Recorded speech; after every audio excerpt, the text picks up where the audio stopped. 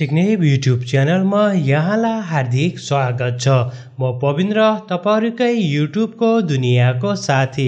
And first of all I would like to wish you specially चाहिँ happy Holi हैन। सायद तपाईले अलरेडी होली मनाइसक्नु भएको होला। यदि तपाई चाहिँ पहाडबाट हुनुहुन्छ र तराईको होली चाहिँ भोलि रहेको छ, यदि तपाईले चाहिँ मनाइसक्नु भएको भए I wish you very happy Holi. राम्रोसँग मनाउनु भएको होला, अझ पनि चलिरहेको होला। र यदि तपाईले चाहिँ भोलि मनाउनुहुन्छ भने चाहिँ एकदमै राम्रो तरिकाले चाहिँ होली मनाउनु होला। Take care of yourself also, be safe and enjoy. यदि हामीले आज पनि नेपालकै अपडेटको बारेमा कुरा गर्ने हो भने फाइनली रियलमीले आफ्नो रियलमी 9 प्रो प्लस 5G भेरिएन्ट्सको मोबाइलको प्राइस चाहिँ नेपाली बजारमा चाहिँ रिभिल गरिसकेको छ। अहिले तपाईले सजिलो तरिकाले दराजबाट एक्सक्लुजिभ दराजमा रहेको छ, तपाईले प्री बुकिङ गर्न सक्नुहुन्छ। प्री बुकिङ गर्नको लागि चाहिँ आजदेखि चाहिँ 21 मार्चसम्मको चाहिँ डेट रहेको छ।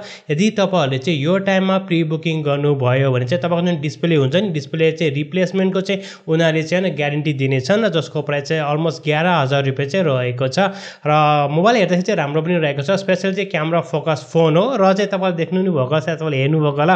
यदि हामीले रिभ्यूहरू हेर्ने हो चाहिँ क्यामेरा त्यति राम्रो नभएको कुरा पनि आएको छ हामीलाई त, तर पनि एउटा क्यामेरा फोकस फोन हो। र रियलमी नेपाली बजारमा चाहिँ राम्रै प्राइसमा निकालेको छ। अझ पनि केही तल भएको त एकदमै राम्रो हुन्थ्यो। जुन चाहिँ 6GB र 128GB स्टोरेजको प्राइस चाहिँ नेपाली बजारमा चाहिँ 42,000 रुपैयाँ रहेको छ भनेपछि 8GB ऱ्याम वालाको प्राइस चाहिँ 8GB र 128GB स्टोरेज प्राइस चाहिँ 45,500 रुपैयाँ रहेको छ। तपाईले सजिलो तरिकाले अहिले दराजबाट चाहिँ प्री बुकिङ गर्न सक्नुहुनेछ।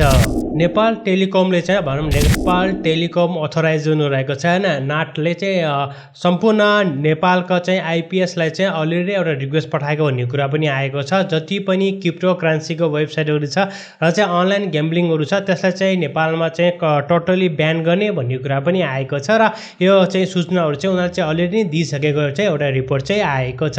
तपाईहरुलाई चाहिँ यसको बारेमा के कस्तो लाग्छ कमेन्ट सेक्सनमा कमेन्ट गर्न सक्नुहुनेछ। अर्को अपडेटको यदि हामीले कुरा गर्ने हो भने अर्को अपडेट रहेको छ रेडमीको तर्फबाट रेडमी 10 इन्डियन बजारमा चाहिँ अलरेडी नै लन्च भइसकेको छ। चाहिँ रेडमी 9 को सक्सेसर र स्पेशली क्यामेरा फोकस फोन भन्न चाहन्छु।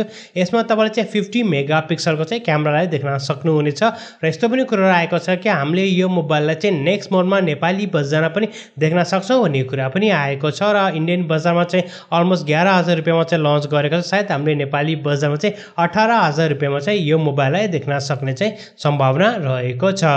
अर्को अपडेटको यदि हामीले कुरा गर्ने हो भने अर्को अपडेट रहेको छ OnePlus Nord 3 बाट चाहिँ OnePlus Nord 3 पनि छिटै नै लन्च हुने चाहिँ तयारी गरिरहेको छ। यसको साथसाथमा हामीले चाहिँ केही कन्फिगरेसन चाहिँ बाहिर देखेका छौँ, जुन चाहिँ डायमेन्सिटी 8100 को प्रोसेसर हुन्छ, 6.7 इन्चको एमोलेड डिस्प्ले हुन्छ, जसमा तपाईहरुले चाहिँ 120 हर्ट्जको रिफ्रेश रेट, साथमा चाहिँ 4500 एमएचको ब्याट्री ब्याकअप र 150 वाटको चाहिँ सुपर फास्ट चार्जिङ एडाप्टर चाहिँ लिएर आउँछ भन्ने कुरा पनि आएको छ। हेरौँ अब चाहिँ OnePlus को नेक्स्ट मोडल चाहिँ कस्तो आउँछ।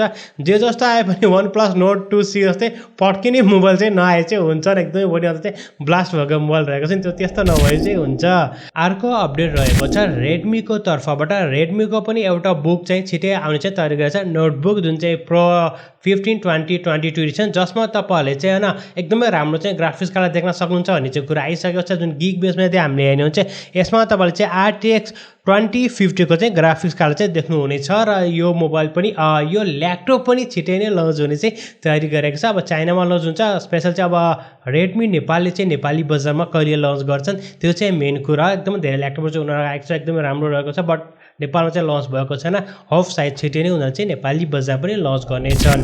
अर्को अपडेटको यदि हामीले कुरा गर्ने चाहिँ तपाईँ थाहा नै छ अब युक्रेन र रसियाको चाहिँ खतरा वार चलिरहेको छ। अहिले भनेको चाहिँ अब ट्रेड वारै भन्दा पनि हुन्छ, जे जस्तो भयो नि होइन, यो बन्द गर्ने, यो गर्ने, ब्यान गर्ने धेरै कुराहरू चाहिँ आइरहेको छ। सब होइन, चाइनाबाट चाहिँ वावेको चाहिँ तपाईँलाई केस थाहा नै छ, इन्डिया र चाइनाको केस तपाईँलाई थाहा नै छ, त्यस्तै नै भइरहेको छ।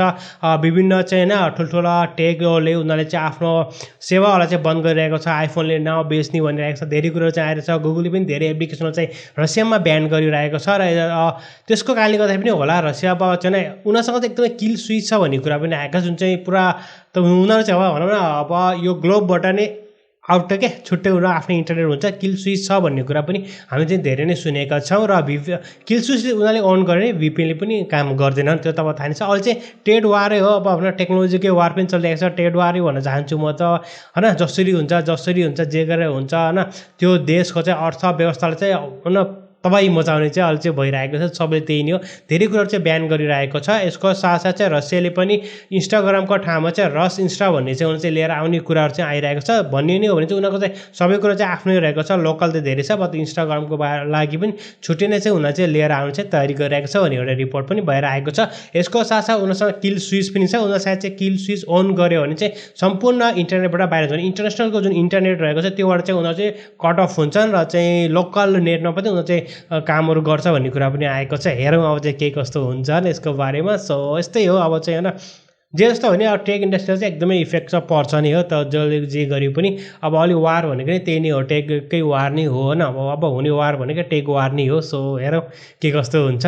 यसै गरी अर्को अपडेटको यदि हामीले कुरा गर्ने हो भने अर्को अपडेट रहेको छ वावेको तर्फबाट। वावेले चाहिँ दुईवटा एउटा प्रडक्टहरूलाई चाहिँ लन्च गरेको छ। एउटा चाहिँ एकदमै सानो चाहिँ 25 वाटको चाहिँ चार्जिङ एडेप्टरलाई चाहिँ उसले चाहिँ लन्च गरेको छ, र अर्को चाहिँ उनीहरूले चाहिँ वाइफाई 6 राउटरलाई पनि लन्च गरेको छ। एकदमै बब्बल राउटर चाहिँ रहेको छ, जसमा तपाईँहरूले चाहिँ होइन 7200 MBPS-को चाहिँ वाइफाईको स्पिड तपाईँले देख्न सक्नुहुन्छ भन्ने कुरा पनि आएको छ। वाइफाई 6 हो, सो 4K मा तपाईँले चाहिँ स्ट्रिम गर्न सक्नुहुन्छ। स्पेसली चाहिँ गेमरहरूको लागि चाहिँ एकदमै राम्रो रहेको छ।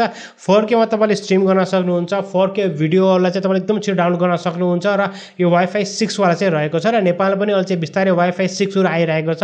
यदि तपाईँले चाहिँ सक्नुहुन्छ चाहिँ यो राउटर लिएर चाहिँ तपाईँले युज गर्नुहुन्छ चाहिँ बब्बल तपाईँले चाहिँ स्पिडहरू चाहिँ पाउनुहुनेछ। अब हामीले कुरा गरौँ गेमको बारेमा। गेमको बारेमा यदि हामीले कुरा गर्ने चाहिँ एपिक स्टोरमा चाहिँ अहिले चाहिँ केही गेमहरू चाहिँ आएको छ। यसको साथसाथ एकदमै राम्रो अफरहरू पनि आइरहेको छ। तपाईँ जानुहोस् न, तपाईँले गेम किन्नु चाहिँ अफर पनि एकदमै राम्रो रहेको छ एपिक स्टोरमा। साथमा तपाईँहरूले चाहिँ स्टिमबाट पनि केही गेमहरू चाहिँ कम्प्लिटली फ्रीमा चाहिँ पाउन सक्नुहुनेछ।